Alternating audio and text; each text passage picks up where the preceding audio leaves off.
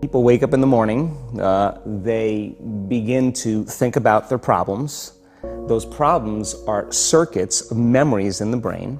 Each one of those memories are connected to people and things at certain times and places. And if the brain is a record of the past, the moment they start their day, they're already thinking in the past. Each one of those memories has an emotion. Emotions are the end product of past experiences. So the moment they recall those memories of their problems, they all of a sudden feel unhappy, they feel sad, they feel pain. Now, how you think and how you feel creates your state of being. So the person's entire state of being when they start their day is in the past. So what does that mean? The familiar past will sooner or later be predictable future.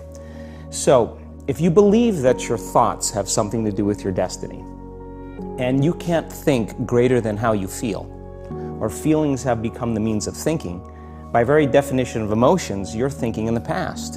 And for the most part, you're going to keep creating the same life. So then people grab their cell phone, they check their WhatsApp, they check their text, they check their emails, they check Facebook, they take a picture of their feet, they post it on Facebook, they tweet something, they do Instagram, they check the news, and now they feel really connected to everything that's known in their life. And then they go through a series of routine behaviors.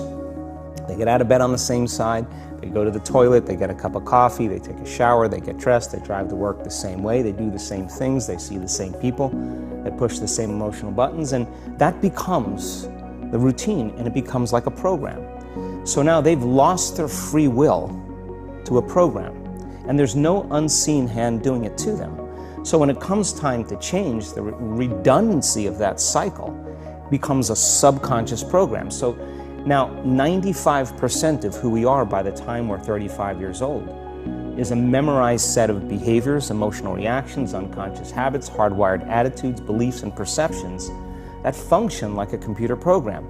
So then a person can say with their 5% of their conscious mind, I want to be healthy, I want to be happy, I want to be free. But the body's on a whole different program. So then how do you begin to make those changes? Well, you have to get beyond the analytical mind, because what separates the conscious mind from the subconscious mind is the analytical mind. And that's where meditation comes in, because you can teach people through practice how to change their brainwaves, slow them down. And when they do that properly, they do enter the operating system where they can begin to make some really important changes. So most people then wait for crisis or trauma or disease or diagnosis. They wait for loss, some tragedy to make up their mind to change. And my message is, why wait? And you can learn and change in a state of pain and suffering, or you can learn and change in a state of joy and inspiration. And I think right now, the cool thing is that people are waking up. Most people spend 70% of their life living in survival and living in stress. So they're always anticipating the worst case scenario based on a past experience. And they're literally, out of the infinite potentials in the quantum field, they're selecting the worst possible outcome, and they're beginning to emotionally embrace it with fear. And they're conditioning their body into a state of fear. Do that enough times, body has a panic attack without you. You can't even predict it because it's programmed subconsciously. So people become addicted to the rush of those emotions, and they use the problems and conditions in their life to reaffirm their limitation, so at least they can feel something. So now when it comes time to change, you say to the person, why are you this way? Well, every time they recall the event, they're producing the same chemistry in their brain and body as if the event is occurring, firing and wiring the same circuits and sending the same emotional signature to the body. Well, what's the relevance behind that? Well, your body is your unconscious mind. In a sense, if you're sitting down and you start thinking about some future worst-case scenario that you're conjuring up in your mind, and you begin to feel the emotion of that event, your body doesn't know the difference between the event that's taking place in your world, outer world, and what you're creating by emotion or thought alone. So most people then, they're constantly reaffirming their emotional states. So when it comes time to give up that emotion, they can say, I really want to do it, but really the body is stronger than the mind because it's been conditioned that way. So the servant now has become the master, and the person all of a sudden, once they step into that unknown, they'd rather feel guilt and suffering because at least they can predict it. Being in the unknown is a scary place for most people because the unknown is uncertain. You know, people say to me, well, I can't predict my future. I'm in the unknown, and I always say the best way to predict your future is to create it. Not from the known, but from the unknown. What thoughts do you want to fire and wire in your brain? What behaviors do you want to demonstrate in one day? The act of rehearsing them mentally, closing your eyes, and rehearsing the action. Rehearsing the reaction of what you want, or the action? The action of what you want. By closing your eyes and mentally rehearsing some action. If you're truly present, the brain does not know the difference between what you're imaging and what you're experiencing in 3D world. So then you begin to install the neurological hardware in your brain to look like the event has already occurred. Now, your brain is no longer a record of the past. Now it's a map to the future. And if you keep doing it, priming it that way, the hardware becomes a software program. And who knows, you just may start acting like a happy person. And then I think the hardest part is to teach our body emotionally what the future will feel like ahead of the actual experience. So what does that mean? You can't wait for your success to feel empowered. You can't wait for your wealth to feel abundant.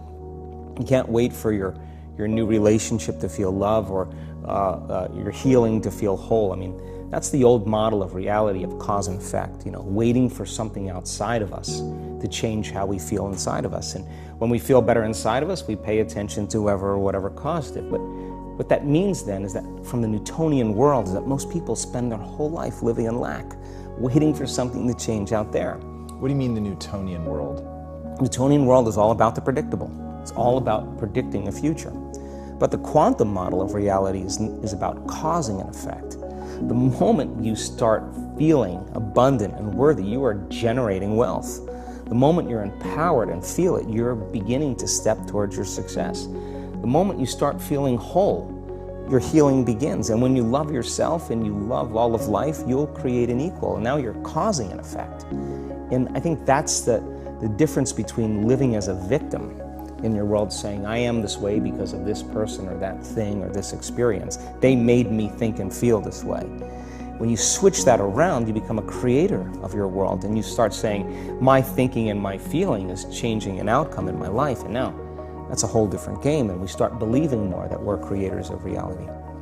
And most people, when they have a thought, they just think that that's the truth. And I think one of my greatest realizations in my own journey was, just because you have a thought doesn't necessarily mean it's true. So if you think 60 to 70,000 thoughts in one day, and we do, and 90% of those thoughts are the same thoughts as the day before, and you believe that your thoughts have something to do with your destiny, your life's not going to change very much, because the same thought leads to the same choice leads to the same behavior creates the same experience, and the same experience produces the same emotion. And so then the act of becoming conscious of this process to begin to become more aware of how you think, how you act, and how you feel. It's called metacognition. And so then, why is that important? Because the more conscious you become of those unconscious states of mind and body, the less likely you're going to go unconscious during the day. And that thought is not going to slip by your awareness unchecked, because it means to know thyself. The word meditation means to become familiar with. So as you become familiar with the thoughts, the behaviors, and the emotions of the old self, you're retiring that old self. As you fire and wire new thoughts and condition the body into a new emotional state, if you do that enough times, it'll begin to become familiar to you. So it's so important, just like a garden. If you're planting a garden, you got to get rid of the weeds. You got to take the plants from the past year and you got to pull them out. The rocks that sift to the top that are like our emotional blocks, they have to be removed. The soil has to be tenderized and broken down. We have to make room to plant a new garden. So primarily, we learn the most about ourselves and others when we're uncomfortable. Because the moment you move into that uncomfortable state, normally a program jumps in. When that program jumps in, it's because the person doesn't want to be in the present moment and engage it consciously. If you're not being defined by a vision of the future, then you're left with the old memories of the past, and you will be predictable in your life.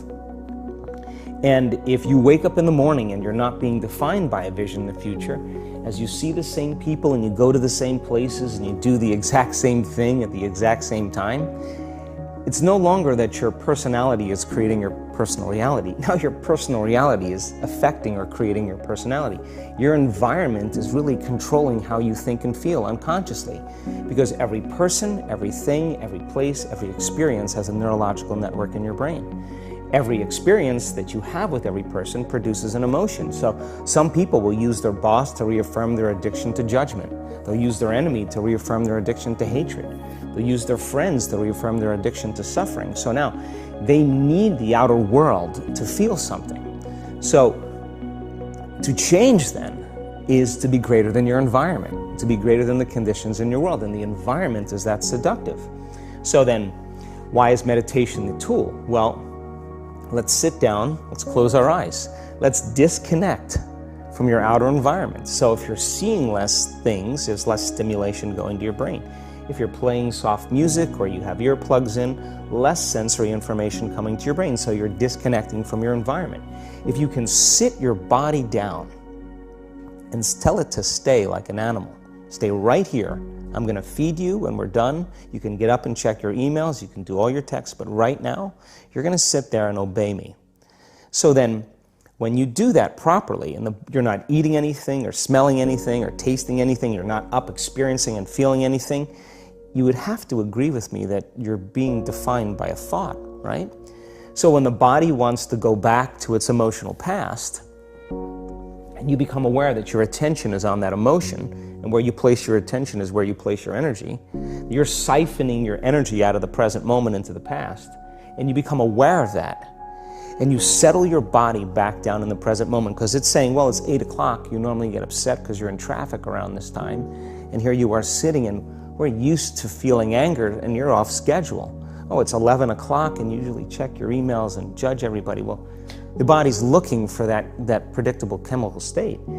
Every time you become aware that you're doing that, and your body is craving those emotions, and you settle it back down into the present moment, you're telling the body, it's no longer the mind, that you're the mind, and now your will is getting greater than the program. And if you keep doing this over and over again, over and over again, over and over again, just like training a stallion or a dog, it's just going to say, I'm going to sit. And the moment that happens, and the body's no longer the mind, when it finally surrenders, there's a liberation of energy.